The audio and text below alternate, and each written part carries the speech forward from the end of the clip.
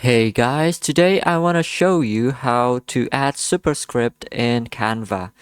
It's easy.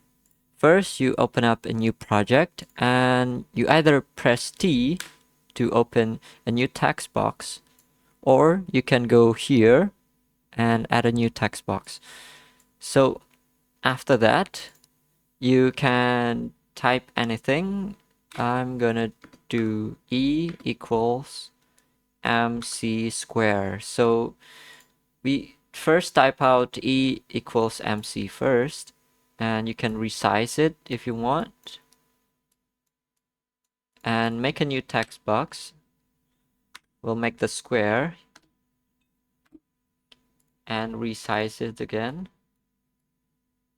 and put where you want to put it. I'm gonna put it right here.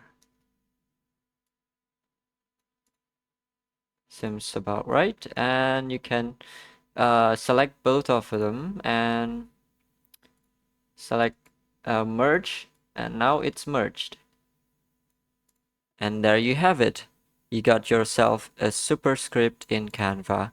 Thank you for watching. I hope this helped, and I'll see you in the next video. Bye!